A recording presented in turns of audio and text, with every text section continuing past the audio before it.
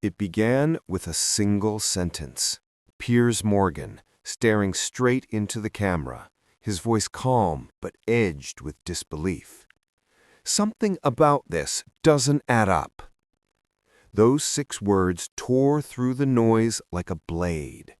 The incident surrounding Charlie Kirk's sudden death had already divided the nation, but when Piers Morgan stepped into the chaos, everything changed. His commentary was more than a reaction. It was a challenge to authority, to silence, to the story that everyone was too afraid to question. In a world overflowing with opinions, Piers's tone was chillingly precise. He didn't accuse anyone. He simply asked why. Why did the footage look staged? Why did witnesses give conflicting accounts? And why, above all, was Charlie Kirk's widow so unnervingly composed in the aftermath of a tragedy that should have shattered her? The internet exploded. Clips of Piers's remarks flooded social media, millions of views within hours. His words ignited what the press would later call the digital inquisition. Threads stretched for miles across Reddit, YouTube, and X, each one dissecting the smallest detail: her eyes, her silence, her perfect poise under pressure. At first, people called it grace, but then came the whispers. Too calm, too measured, too aware. Piers, known for his brutal honesty, didn't hold back. On his next broadcast, he leaned forward and asked the question no one dared voice. Was it grief or control? That line hit harder than any headline. Suddenly, the widow wasn't just a figure of sympathy. She was a mystery. Every photo, every video clip, every carefully worded interview became evidence in a global guessing game. And the more people watched, the less certain they became of what they were seeing. But behind Piers's scrutiny was something deeper. Fear disguised as curiosity. He'd seen this before, moments when truth slipped through the cracks of power. His experience as a journalist told him this wasn't just about one man's death. It was about control. Who owns the story, who shapes it, and who benefits when confusion reigns. He replayed the footage over and over again. The blurred frames, the flicker of movement, the timing of the shots. Nothing fit perfectly, yet everything seemed too perfect, as if the truth had been edited frame by frame to hide something invisible. In his commentary, Piers spoke with that familiar mix of intellect and indignation. You don't erase evidence unless there's something to erase. Those words echoed across the internet. Conspiracy channels amplified them, political analysts debated them, and mainstream media scrambled to respond. But no one could deny the unease that had begun to spread. And then came the cleanup. Within hours of the incident, the scene had been stripped bare. Barricades gone, surfaces washed, the space reopened like nothing had happened. Officially, it was procedure, but for Piers, it was a symbol, a visual erasure of truth.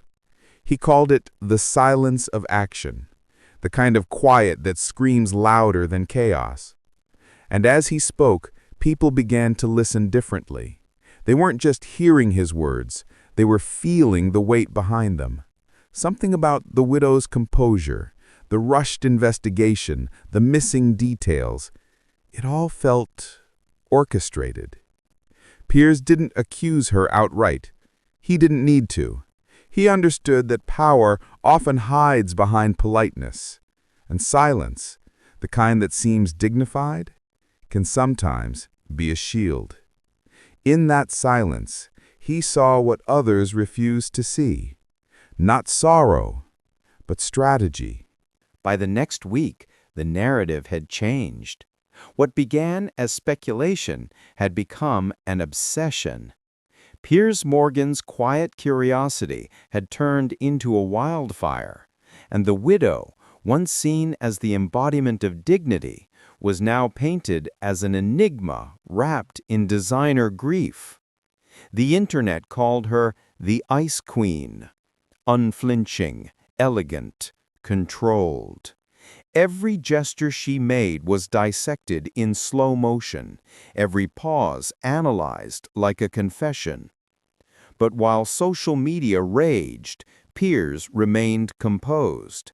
He didn't gloat, he didn't sensationalize.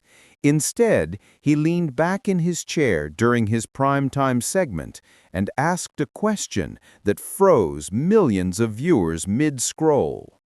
When silence protects power, who protects the truth? That was the moment the story changed from gossip to investigation. Reporters began digging into business ties, donations, connections. It turned out that Charlie Kirk's last public appearance was at a private fundraiser hosted by two major political donors, one of whom had quietly financed his organization for years. The other, a known associate of Piers himself. Suddenly, the lines blurred. Was Piers uncovering the truth or entangled in it? Late-night clips of his monologues went viral again. People began noticing something strange, a flicker of hesitation in his tone, a rare pause before mentioning the widow's name. Had someone warned him to stop? Or was he realizing how close he'd come to something that wasn't supposed to be found? Behind the camera, producers whispered about legal threats. Anonymous calls came in during commercial breaks. One even included a warning. Keep her out of it or you'll regret it. But Piers, ever the provocateur, leaned into danger. He opened his next episode with one line that sent chills through the broadcast world. "You can't silence a question. Not forever." The widow, meanwhile, finally spoke. Not to the press, but in a single, haunting post. A black background with white text. "Truth doesn't need defending when it's already been buried." Within an hour, it trended across every platform. Some saw it as poetic grief. Others saw it as a message or a confession. Piers addressed it head-on. She knows something.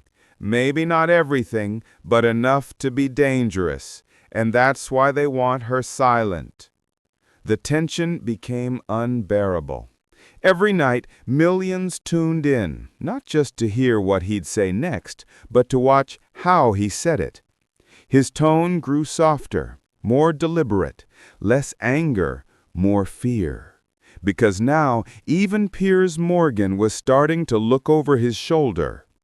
One evening, during a live broadcast, his screen flickered, just for a second before cutting to black.